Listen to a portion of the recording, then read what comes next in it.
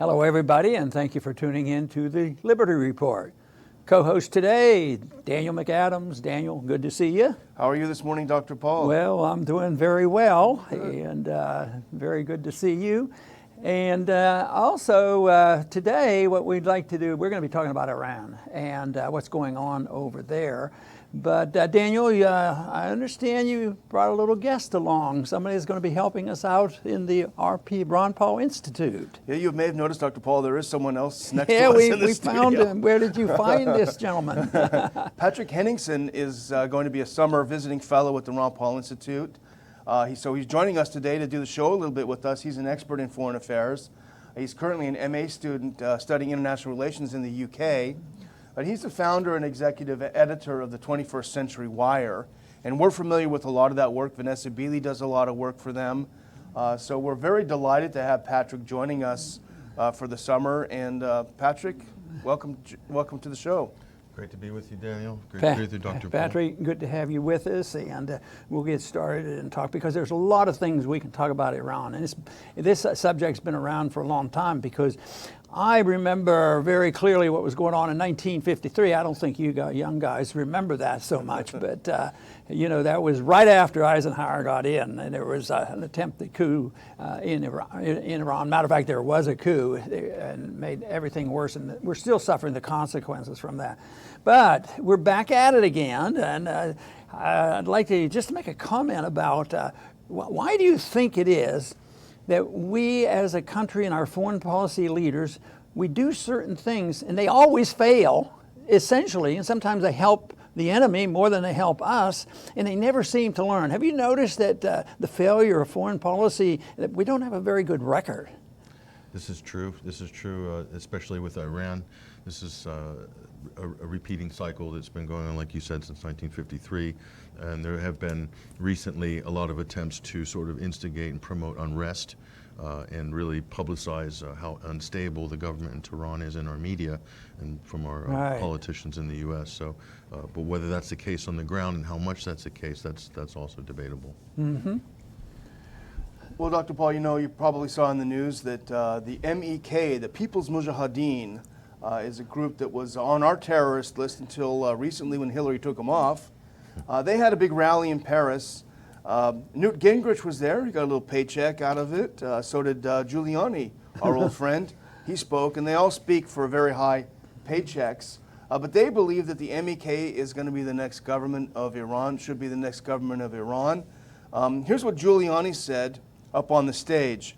The mullahs must go, the Ayatollah must go, and they must be replaced by a democratic government, which Madame Rajavi represents. She's the head of the MEK. Now, Patrick, you've studied a bit about the MEK. Is this the kind of group that we'd like to see heading up Iran? Well, the first thing to understand about the MEK is that, yes, they were a terrorist list, on the terrorist list, and since 1979, by most people's estimations, are responsible for killing over 10,000 people by violent means. So this is not a nice group by any stretch of the imagination. But I think one of the other things people need to realize is that the MEK puts a lot of money into the U.S. political system, on Capitol Hill especially. And so with that money buys this kind of advocacy by senators and congressmen.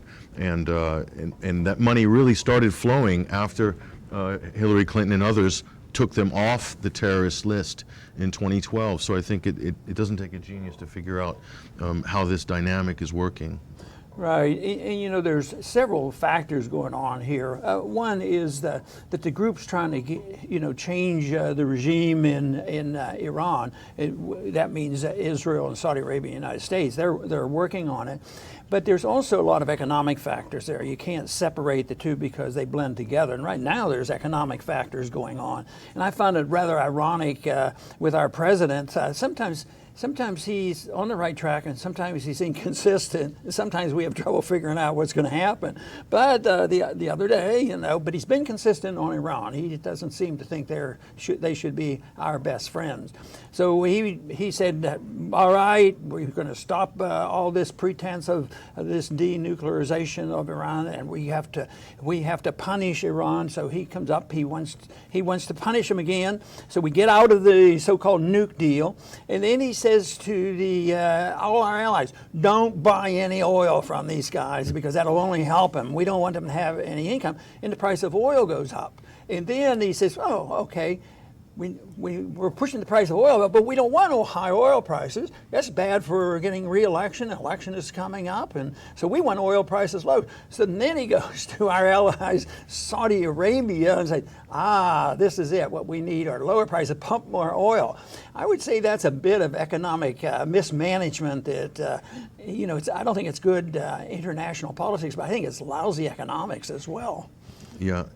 I just want to say I think it's amazing that the United States signed on to a multilateral, multi-country Iran nuclear deal, the JCPOA, right. And then they unilaterally withdraw and are now bullying other countries into an embargo to basically isolate Iran economically. So what sort of foreign policy is this exactly? This is the big question. Is this a viable U.S. foreign policy going forward? Is this the way to conduct international relations? And certainly a lot of people will say no. We've talked a lot about losing credibility internationally, economically and internationally. And even though we're still very powerful and very wealthy compared to others, mainly because we have the reserve currency, believe me, I think this type of thing that you described there, we lose credibility. Daniel? Yeah, and I mean, I think it looks like the Europeans are going to go along with this. They don't dare jeopardize their trade relationships with the U.S. over Iran, which is a lucrative market. It's been lucrative particularly for Germany, but is it worth, it looks like the U.S. is going to pull out all stops, put all the pressure it possibly can, and we've seen now that India has announced that it's going to cave. It's going to go ahead and stop buying Iranian oil. So I have to admit, I was skeptical that the U.S. could put the old gang back together again and get this international coalition to isolate Iran. But it looks like they're doing that. Whether it's really a success that benefits the American people is another question, I think. I might ask you, Patrick, to comment on this whole idea. Everybody's heard about, Russiagate and how those Russians were trying to take over our country and controlling the election. And who knows exactly what they might have liked to do or the little bit they might have done. I happen to think there wasn't much to that story. But anyway, the real story that they will not talk about in Washington is the fact, and we've already mentioned that we're talking about the CIA and another coup. We did it back in '53. We've done it about 80 times since World War II. It's just every cross your mind, you wonder, why is it that the American people, either they don't hear about it or they don't want to hear about it, but they're sort of oblivious to this. How do the people who manage our affairs accomplish all that? I think a lot of that, Dr. Paul, has to do with the media coverage of these issues and how the media gets into, whether they get into depth or not, what sort of questions the media ask our elected officials, our policymakers, our lawmakers. And I think more often than not, you'll find that the coverage isn't very deep and the right questions aren't being asked, hence the public are very uninformed on foreign policy issues. Mm-hmm. Yeah, I think that definitely is the case. The media is key. They don't cover these issues. They cover the MEK as if they're just another democratic opposition, whereas we know they're more like what they claimed the Free Syrian Army was until we found out it was ISIS and Al Qaeda. With the freedom fighters in Libya, we found out that they're all ISIS and Al Qaeda. But back to this rally in Paris is interesting because they claimed Newt Gingrich claimed 100,000 freedom-loving Iranians are here. It was not even 4,000 people. And this is according to The Guardian, which is hardly opposed to U.S. foreign policy, a very pro U.S. foreign policy.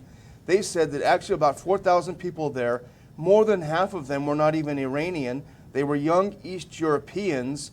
They answered a Facebook ad saying, hey, we're going to cover your costs, your food, your accommodations, and give you 25 euros. Just show up to this rally. So they got a lot of East Europeans. They even interviewed a Syrian refugee living in Germany. She said, I'd never been to Paris, so I thought, I'll take the money and have a vacation. So they had to pad this up. It sounds to me like a Soros operation.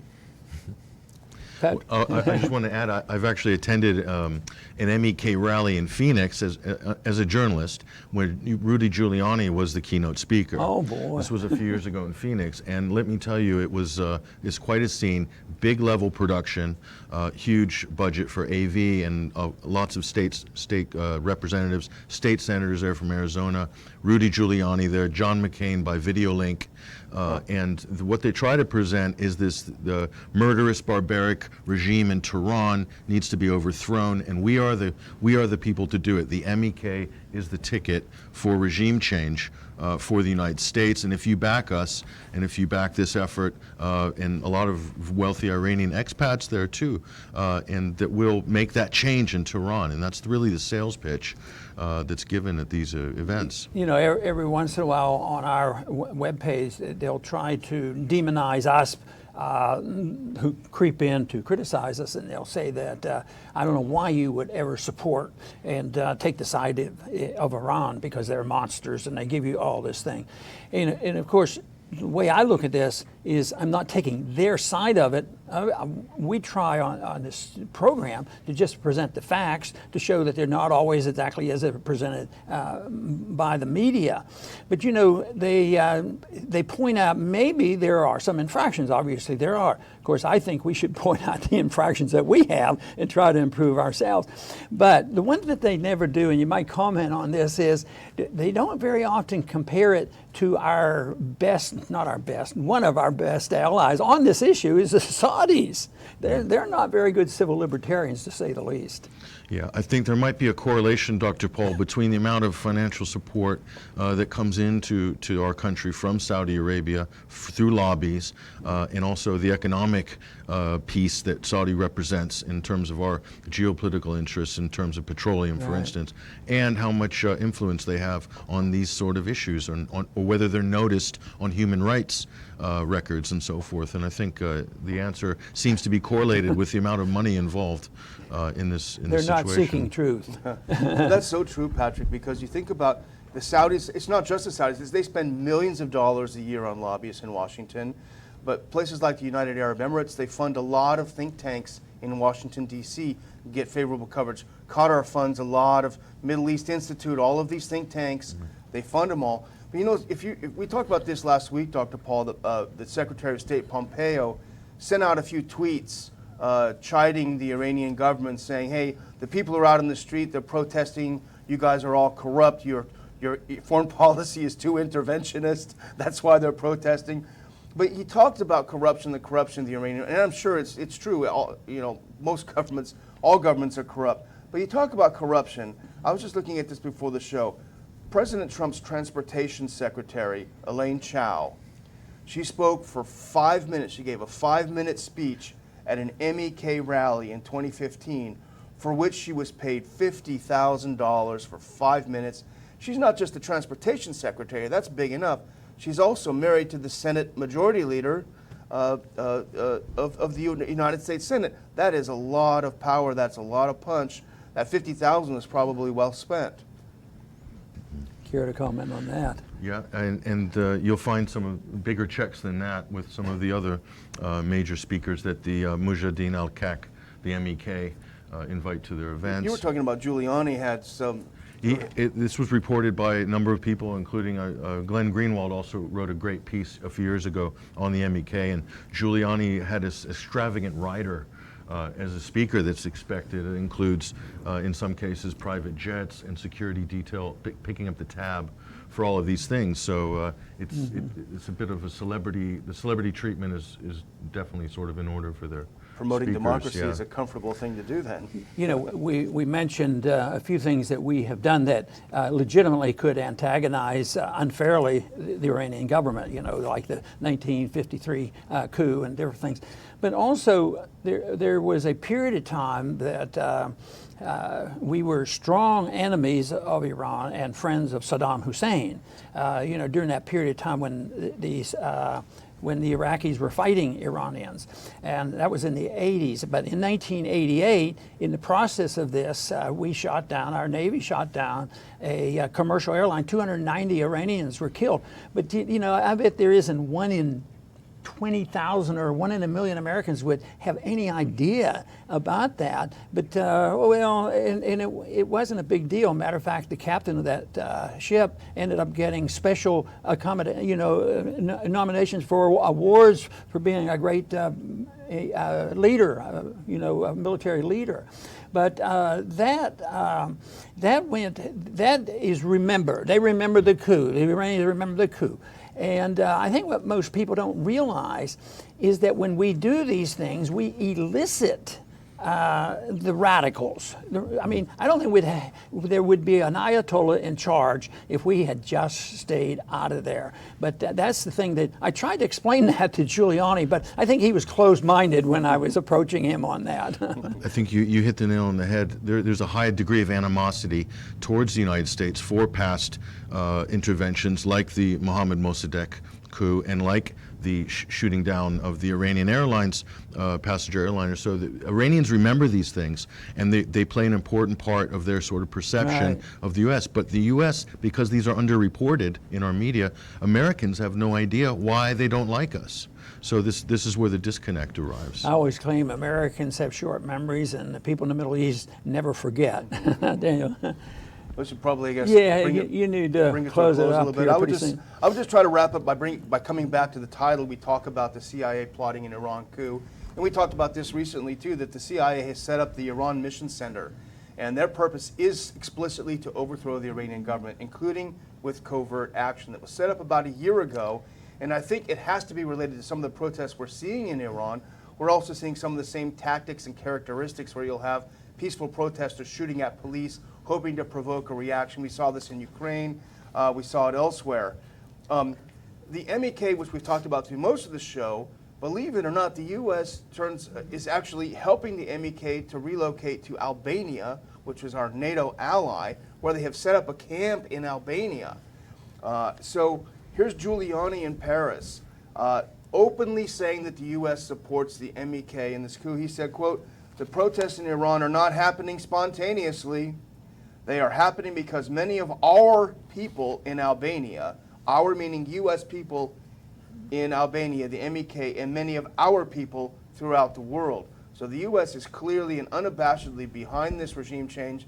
The people that are going to put in power are the same kinds of people that ended up in charge in Libya, and they hoped it would be in Syria and elsewhere. It's a disaster, and I do want to remind our viewers that our conference on April 18th, we will discuss this and many things. Patrick brought up the media. The media is critical in this issue. So please get your tickets. Go to the website, ronpaulinstitute.org/conference. Join us on August 18th in D.C. We need to talk about these very important issues. You know, Daniel, what bothers me a little bit about this is that it's not done as secretly as it used to be. Here's a headline: U.S. and Israel form working group to overthrow the Iran government. You know, it's out there, but still the people don't care. They're apathetic. Things are going well. They find other things to be worried about. But it's a reflection of this interventionist foreign policy. That's what we deal with. Intervention doesn't work, and the non-intervention is a better approach.